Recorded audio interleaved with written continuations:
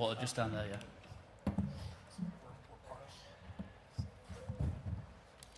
Yeah, pass it down. Hello everybody, welcome back to the interview area here at Marco Simone Golf and Country Club, where I'm joined by the 6 men who helped deliver points to Team USA. Sam Burns, Colin Morikawa, Patrick Cantlay, Wyndham Clark, Brian Harman and Max Homer. We'll open the floor straight to questions, so please raise your hands and we'll get a mic to you. We'll start at the front here with Cameron, please. I think we have to start with Patrick. That putt, I mean, it's probably only a difference between a half point, but how much bigger than a half point was that? Yeah, it felt big. Just trying to get any momentum we possibly can going into tomorrow. We'll go to Jamie Weir, please, at the back. Patrick, here. Do you believe players should be paid to play in the Ryder Cup? It's not about that. It's just about Team USA and representing our country. Do you believe they should be paid? Can you answer the question? That's all I've got to say about that. Can you tell us for your lack of wearing a cap, the reason behind it? The hat doesn't fit. It didn't fit at Whistling Straits, and it didn't fit this week. Everyone knows that. Does it need to fit for a team photo? Can you not wear it for a team photo? I was going to go no hat all week regardless, so I figured I'd keep it consistent. Thank you. Can you go to Felix, just in front? Patrick, over here. Also, question for you. Yes, sir. You seem to take the fan reaction towards you very well today. Can you talk about it? What were your thoughts on the course when you first saw it? Yeah, I've never had so many standing ovations going to tee boxes and greens. I thought it was fantastic. I told Wyndham when we were going to the first tee today that we were going to use all the energy out there as fuel, and we did.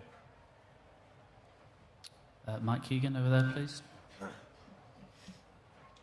Patrick, a couple of things. Just at the end there seemed to be a bit of a flashpoint between Rory and some of the other European players and your caddy. What was your view of that? What did you see? I was too busy letting out all the emotion that built up over the day. I really didn't get a good look at it. And just so we're clear, with regards to the cap, you're not wearing it as not wearing it as a form of protest. Not at all. I mean, this is the first I've heard of it right when I got off the green. I mean, that's the furthest thing from the truth. Okay, go to back down here, please, on the left. Sam, do you want to answer a question and take some of the pressure off? No, it's fine. Yeah, keep them coming. Well, I mean, I don't know, it's such a big deal not to wear a hat. You didn't wear a hat one of the matches too, so I don't. This is the first I'm hearing of this. I kind of think Sam needs to wear a hat right there. But anyways, lead-off match, you and Colin. You hadn't played since the opening foursome session. Just kind of talk about the importance and just how big of a deal is momentum in a lead-off match like that, especially to take down Victor and Bloody, who are coming off the largest win of all time. Yeah, I mean, I think, Colin and I both knew going into today it was going to be a tough match, and we knew we needed to kind of set the tone. And we hadn't won hole one all week until this afternoon, and we felt like that was important, and we were able to do that early, and then kind of got some momentum, and Colin played extremely well, and it was fun. Go to mic number 3, Riath, please. Patrick, there was a report earlier that, along with the hat situation, that there's a divide in the US team room, and that you're part of that divide. Are you able to? Oh, y'all just don't quit, do you? Well, we love each other, man. It's been the most fun getting to hang out with these boys, and whatever happens tomorrow, I mean, love you boys. Love you too, Harm. Same. I mean, we've gotten along great all week. I think you're putting too much into a hat. Okay, come back over this side. They said it on Twitter, though, so it has to be. Oh, if it's on Twitter, yeah, it's true. Verified. Okay, we've got a question on this side. Mic number 2, please. Hi. Do anybody want to answer? Last night, your captain said that you all were not well. You had health problems. I'm asking you if this morning was the same, and if in the afternoon you're staying healthy. Is this the difference? I think we were all just sick of Pat not wearing a hat.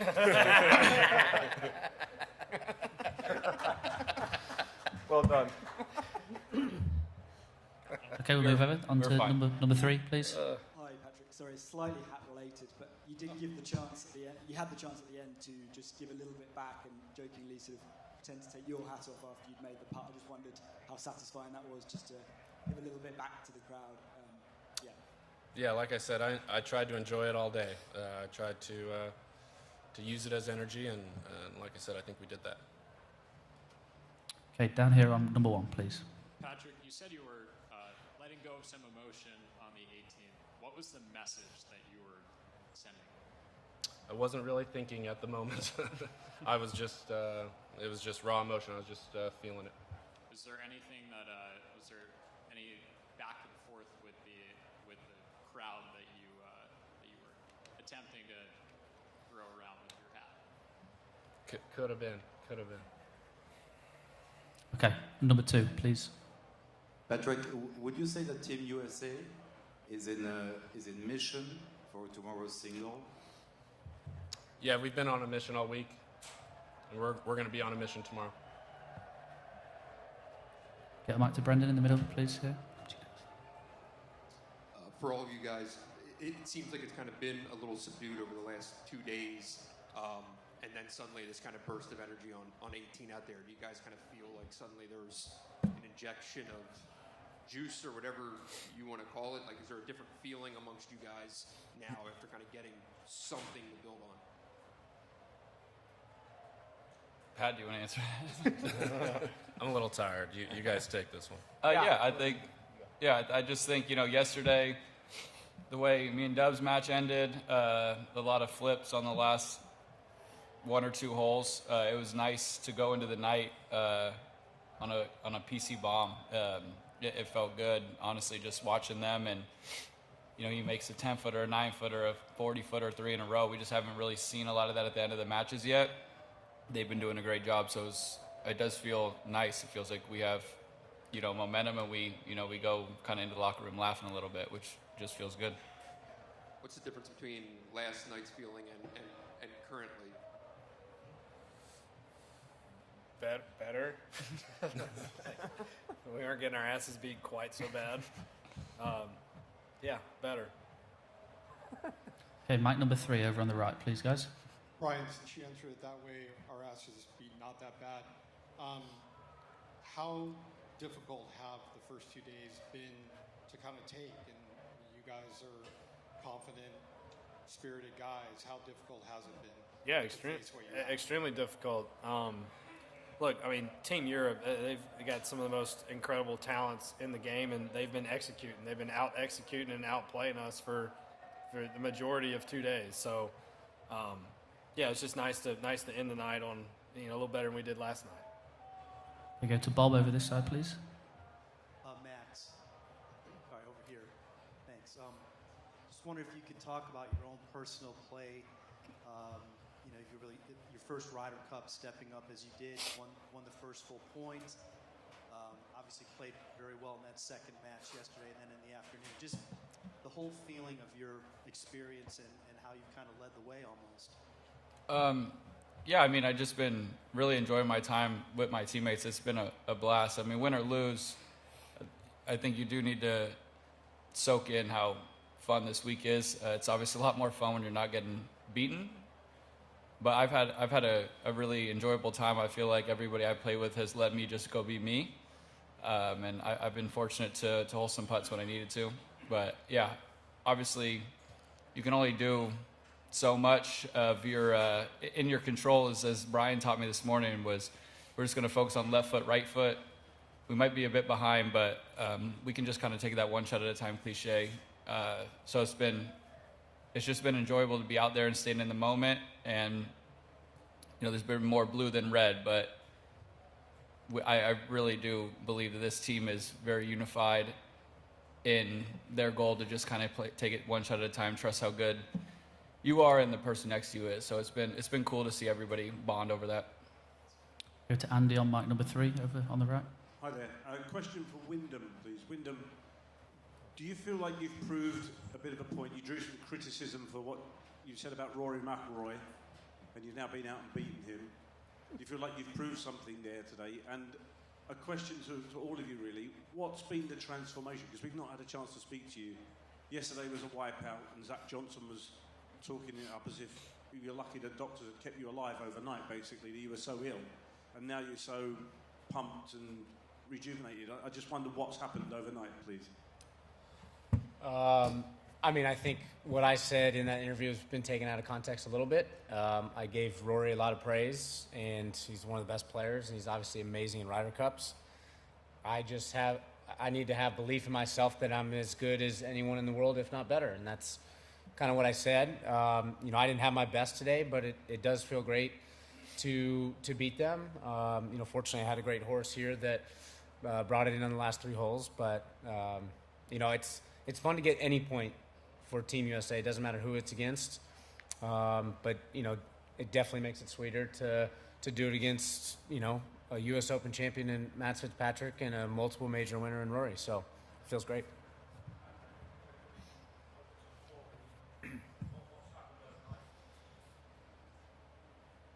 Nothing's happened overnight.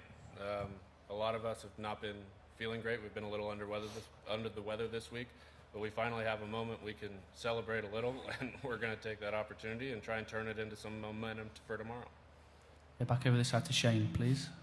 This one for Sam and Colin. The energy watching from afar just seemed completely different from earlier matches you guys have played today. I guess the question is that true? Did it feel that way? And if so, what kind of set you loose?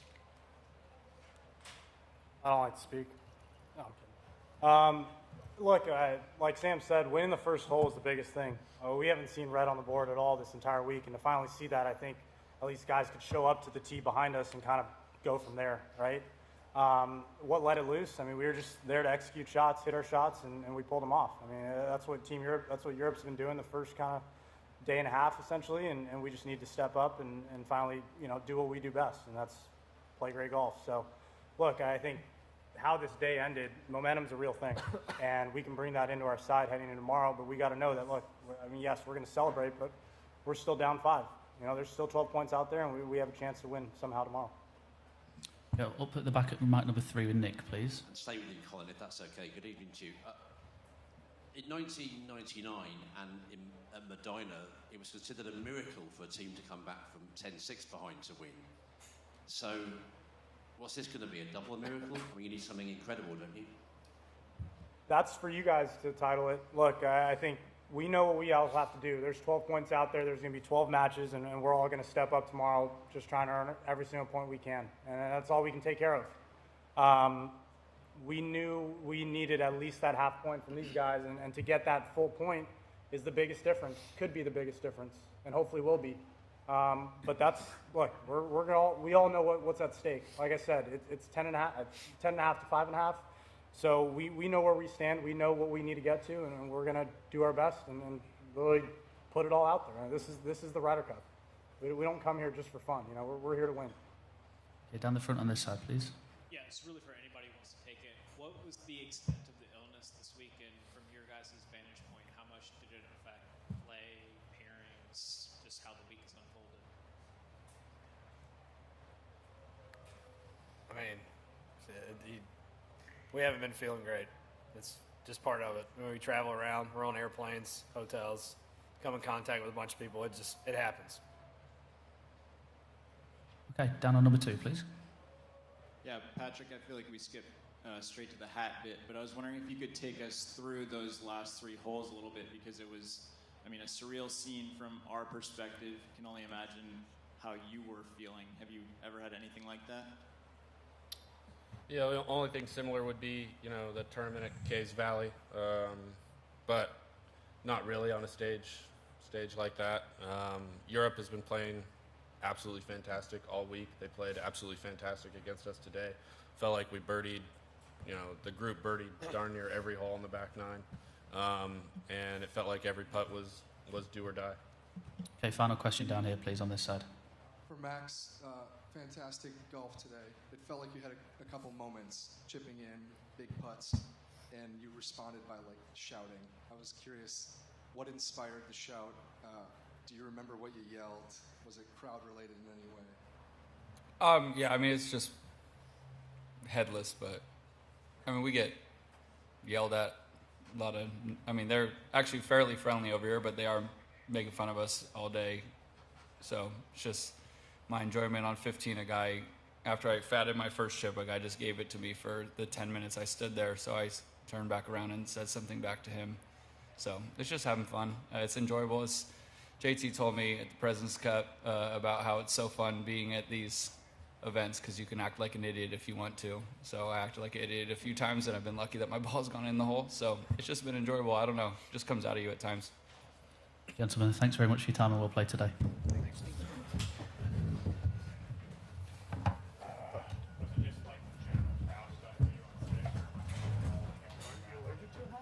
Just general, kind of non-stop. So, yeah.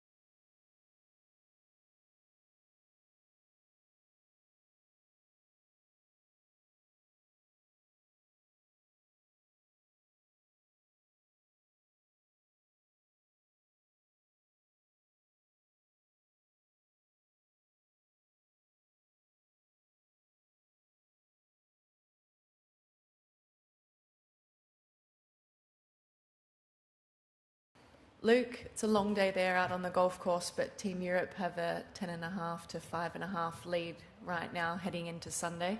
Just give us your assessment of today's play. Listen, we're in a great position. 5 points ahead going into the singles at home. I like where we are. I like the feelings in the locker room. Yeah, Patrick obviously made some great putts and flipped that match at the end. But to be honest, we've had a lot of momentum going our way, so we're in a good position. Okay, we're going to open mic 3. Andy. Hi, Luke. If I may have to go straight in on events at the end of the match today, because it seemed there was some confrontation going on between Rory McIlroy, between Patrick Cantlay's caddy, involving hat waving and putting him off. It seems to have spilled over into the car park as well. So I know you were definitely there at the 18th. I wonder if you can give us your impressions of that, maybe clear up what exactly happened and what you think, because it seemed like that McIlroy and some of the other European players were quite upset by the caddy's behaviour. Yeah, obviously I was there on 18. I saw it unfold. When Patrick made that putt, Joe was waving his hat. Obviously there was some hat waving going on throughout the day from the crowd, not from our players. Rory, I talked to Rory, he politely asked Joe to move aside. He was in his line of vision. He stood there and didn't move for a while and continued to wave the hat. So I think Rory was upset about that. Okay, Mike. Just as a follow-up on that, we've seen some video footage since from the car park of Rory clearly angry, pointing at somebody, and Shane Lowry comes over and appears to guide him into the back of the car. Just wondered if you were aware of that and whether you were planning to speak to Rory about this. I was aware of it. Obviously, Rory's a passionate player. We all are in this event, but yeah, I will speak to him later about it. We go to mic 1 with Stevie. Look, I just wanted to know what happened on 18, what subsequently happened in the car park. Does that change your thinking where you might put Rory McIlroy out to play tomorrow? No, absolutely not. We'll go out there as 12 strong. I'm excited about my lineup. I'm not going to strategize upon those things, to be honest. That's not in my thought whatsoever. I'm going to put out the lineup that I think will be able to win back the cup tomorrow. Ewan. Look, does this incident change the dynamic of tomorrow at all to you? I mean, that's a kind of level of, it's a bit more than passion, maybe aggression that we haven't seen until now. Do you think it changes the nature of the event? Ryder Cup's always passionate. We've seen that many times over the past. Again, I will address all 12 of my guys tomorrow. I'll give them the right messaging, and they'll be ready to play.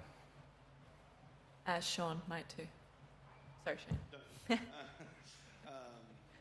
Luke, I just checked Wikipedia to make sure my memory was right, but you were the match ahead of Ian Poulter on Saturday night at Medina, and I'm not trying to invoke the demons or anything, but I am curious, did it remind you at all what Patrick Cantlay did today, that kind of late charge on Saturday night when things look a little bit hopeless?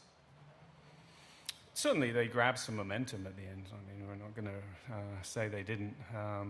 Certainly what Patrick did holding those putts was impressive. 16, 17, and then a long one pretty much in the dark.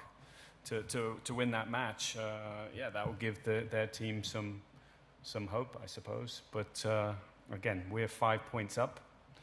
We're in a great position. I've watched these guys over the last couple of days compete with heart, with unity.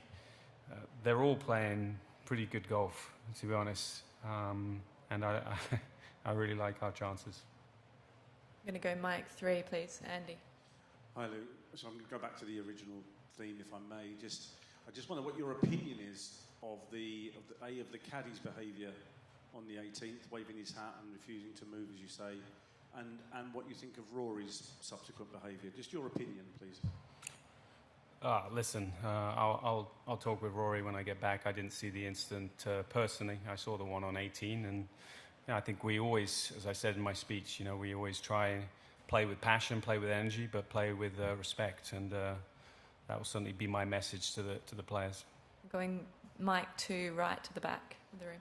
Luke, just on what happened on the green at 18, do you feel that a line was crossed there of behaviour that shouldn't be crossed in golf? And is it something that you would perhaps talk to Zach Johnson about?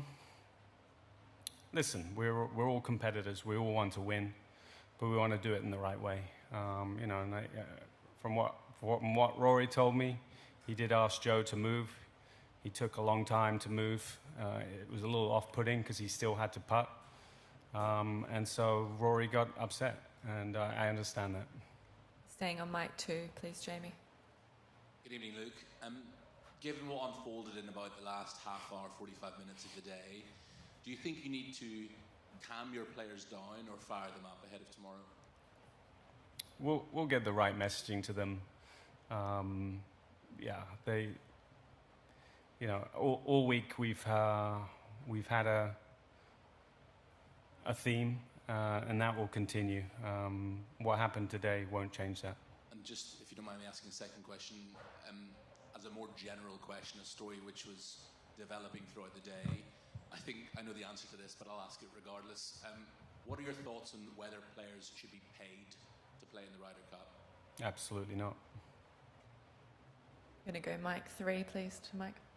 Just as a follow-up to Jamie's question, what gives you that belief that the players shouldn't be paid? Why are you so strong on that? What the Ryder Cup represents, it represents true sport. You saw it with some of the passion at the end there. It's a passionate event. It's about pride. It's about representing your country. It's about coming together as a team. It's the purest form of competition we have, and I think because of that, the fans love it. There's no extrinsic motivation involved. It's purely sport, and that's what makes it so special. Mic 1, please, with Brian. Luke, can I ask you about Bob McIntyre this afternoon in particular? Because his shoulders were a bit low yesterday. He looked a bit dejected, even although he had a half a point with Justin.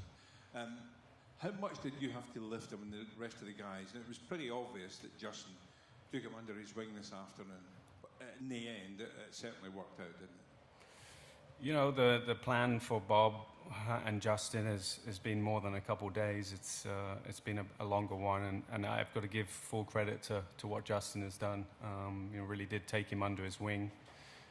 It's important for someone with as much experience as Justin to do what he did with such a young rookie.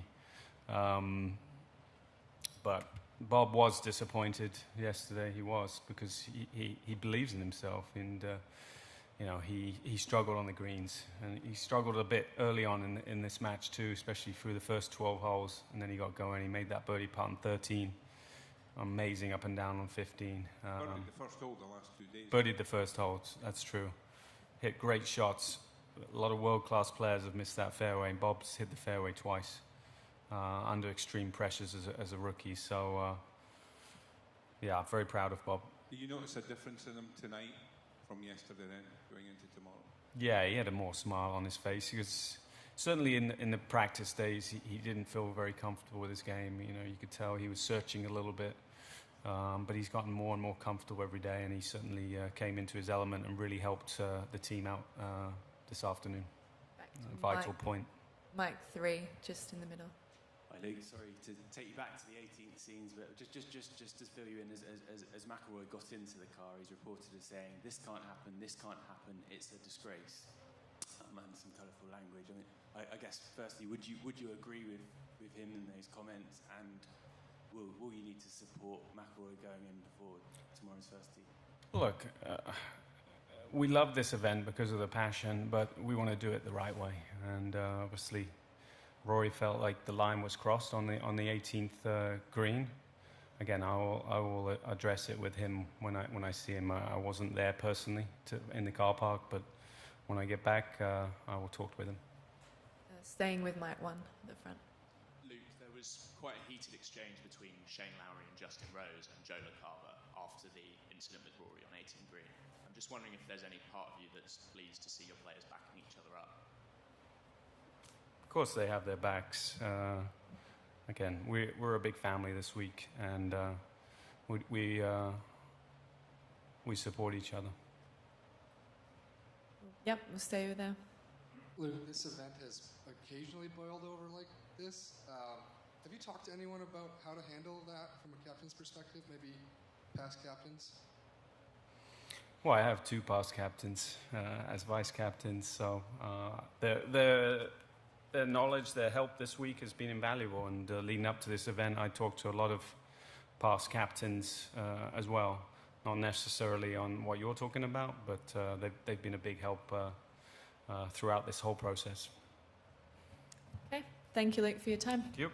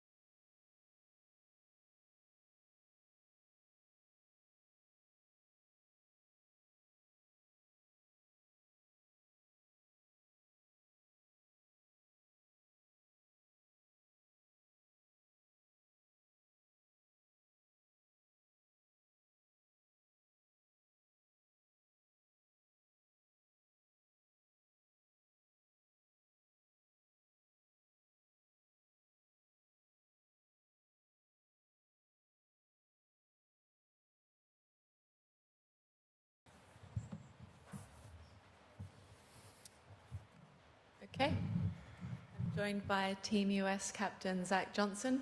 Zach, another busy day for you on the golf course with day 2 done of the Ryder Cup. Just give us your assessment.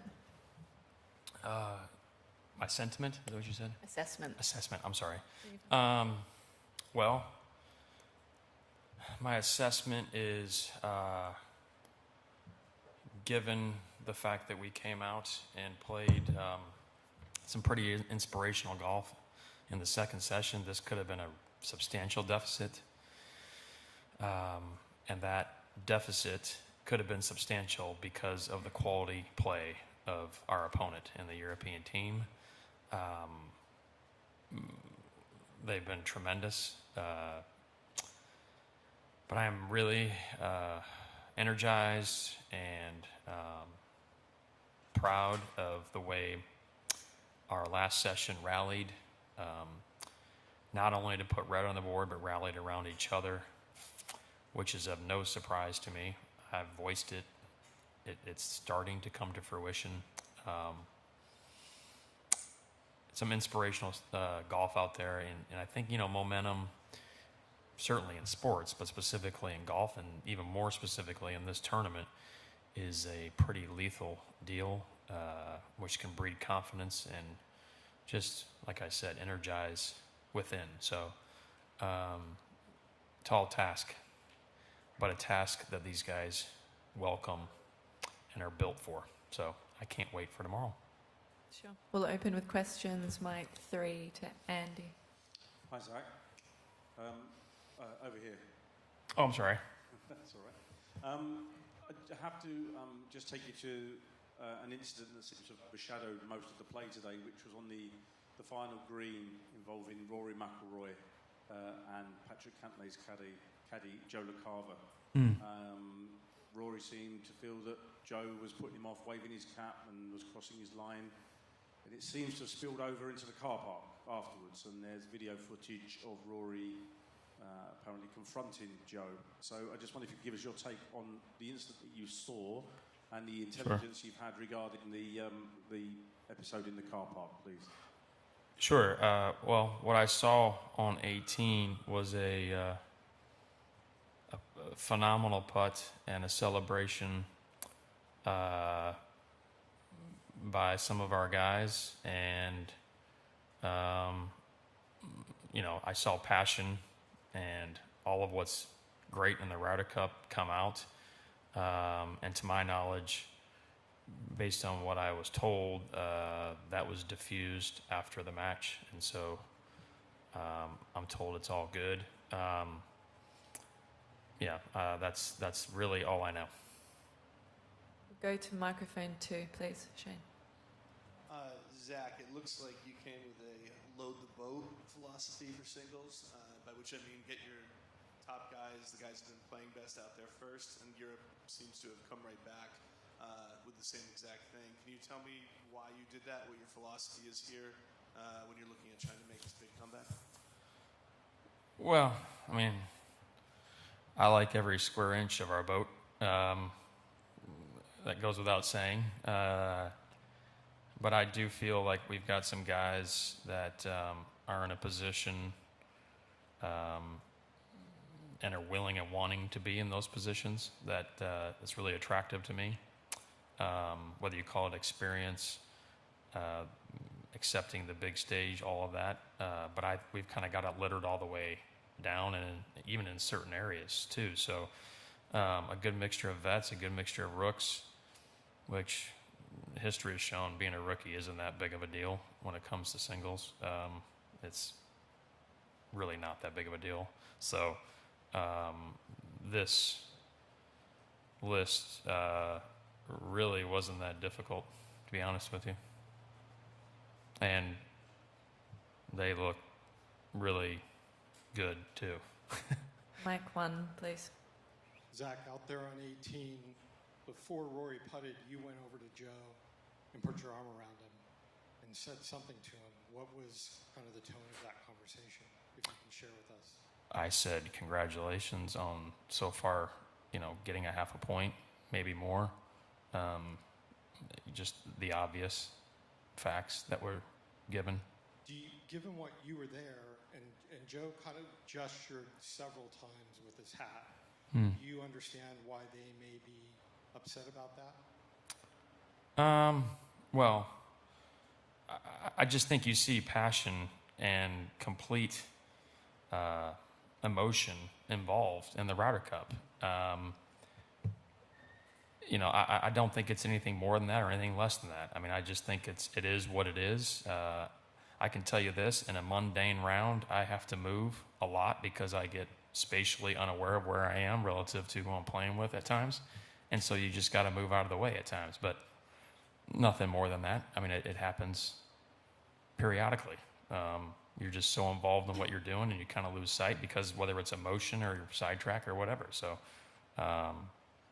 it's probably all of that. Can we go with mic 1 to Stevie, please?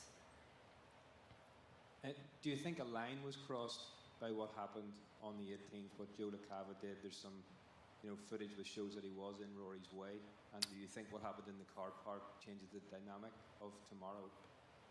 I don't know. I don't know about that. I mean, to my knowledge, it was diffused. I mean, I spoke with Joe after, and he said he talked to Rory, and it was all good. That's all I know. You don't know who he was rowing with. You don't know who Rory was having the row with in the car park then? I'm aware of something happening. I don't know what transpired specifically. I do know that Joe was not a part of that. That's what I was told. Mic 2. Is that fair? I don't know. With Dan. Zach, there was a report that came out today about there being some riff within the team that has to do with getting paid to play in the Ryder Cup. Our team? Yeah. Is there any sort of division? And has money or being compensated for this week been a topic in the run-up to the competition? There was a report. Is that what you said? Yeah. That is extremely poor journalism unless I know something that's out there. That if there is not a riff in this team room, this is one of the most united teams I have ever been associated with. And when it comes to the dollar sign, I don't mean to sound cliche, but the Ryder Cup is about more than any of that. It's about standing with a band of guys to represent your nation, to represent more than you in the game of golf. It's a sport for 1 week. And you know what? I would say if there's anything that deals with money, there's guys that would pay to play in this. So I am not understanding that, and I think that is extremely inaccurate, arguably irresponsible. Going to go to mic 3, please, with Mike just then. So we had Luke in it earlier, and he said that he had Rory's version of events about what happened on the 18th. Clearly, Rory thought the line had been crossed. He's trying to line up his putt, and there's a guy jumping up and down in front of him, waving his cap. Bearing that in mind, and obviously Luke accepts that explanation from Rory, will you be speaking to Joe again about this? And if so, what would you say? I keep team conversations within the team, so anything I speak to the caddies and or the players, we keep within the team room. Okay, we're going to go mic 1, just at the back left. Zach. Where am I looking? I'm sorry. Yes. How come you weren't able to find a hat that fits Patrick Cantlay? Somebody else mentioned that to me too. I guess it's like a social media, was it viral thing right now that he's not wearing. I don't think he likes the fit of the hats. I don't think it's. I know that. I know it. That's the fact. The facts are he doesn't like the fit of the hats. The facts are he didn't wear a hat 2 years ago at Whistling Straits. And another fact, some of the stalwarts and legends of the European game that I admire and frankly have modeled a lot of my game after never wore hats in the Ryder Cup.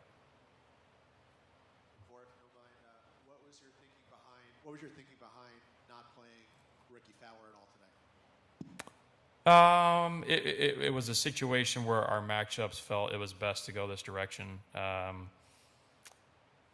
Ricky is the consummate professional and team player. we had an embrace that I'll never forget, and a smile afterwards. And you know what? It's hard. I want to play all 12 guys every match, every session, excuse me. That goes without saying. So it was nothing more than that. He's a dear, dear, dear friend, and knowing him, it's probably motivational. I'm going to go right at the back, Mike 3. Hello, Zach. Good evening to you. Could you update us, please, on any illness that's in your team room still? Yeah, I need to talk to our team doctor again. Speaking of that, I'm grateful and feel very fortunate that we have an individual who I trust implicitly with these kinds of matters. It was a bug, and it was nothing more than that, nothing less than that. Medicine, antibiotics in particular, it seems to have really counteracted it. I was kind of told that the team is, on the mend. I'm saying all this, and I cannot say this strongly enough. That is not an excuse. Those are just facts. And the bottom line is the score is what it is, not because of that, but because of the other team playing really, really, really good golf. Period. That's the facts. Right at the front. Zach. Yes. Ben Crenshaw famously said the night before Brookline, I got a feeling. Mm-hmm. And just watch. I got to ask. Mm-hmm. You got a feeling? We've got 12 guys. We've got 12 points. I believe every guy on my team can win a point. I'll just say that. Let's go. Microphone just next. Zach, one of the people who had the interaction with Joe LaCava on 18 Green was Justin Rose. Justin Rose is now playing Patrick Cantlay tomorrow. Will you be speaking to Patrick or Joe about how they conduct themselves during that match? Again, I think it kind of piggybacks off his question. Whatever conversations I have with my guys, if I have them, will stay within the team room entirely. I'm not aware of that one. I'm not suggesting it didn't happen or did happen. The Ryder Cup is so full of emotion and passion that sometimes as humans we get ahead of ourselves, both sides. And it's the beauty and the curse of it, but I think the beauty far outweighs anything else. Okay, last question, Sean. On 16, cameras caught you speaking with Jordan and Justin late tonight on the tee. Okay, okay. Down by the 16 tee box. I'm sorry. Yes, sir. I'm with you. Yeah, it sort of. They were playing their match. Yes. Okay, I'm with you. Yeah, that Jordan went from there to his bag, to maybe club down. I was curious if you'd be able to share what that interaction was like and what you said to Jordan in that moment. Oh, I got you. That was a situation where we thought it was a pretty pivotal hole, so I was trying to make my way there as much as I could given the status of matches. Kind of like a par 3. As the individual on the team that can relay advice, I was there giving them data. Just pure data. That was it. Like, this is what we've seen. This is where it is. This is what he did in front of you. This is what he did in front of you, et cetera, et cetera. And that was it. He did change clubs. You're right. He did. You're right. I'm not telling those boys what to hit. I can assure you of that. These guys are on the United States Ryder Cup team. I'll just put it that way. I tried to qualify and I didn't. So these guys did. I don't need to tell them what to do. Fair enough. Thank you. You got it. Zach, thank you for your time this evening. Yeah, my pleasure. Thank you. Go USA.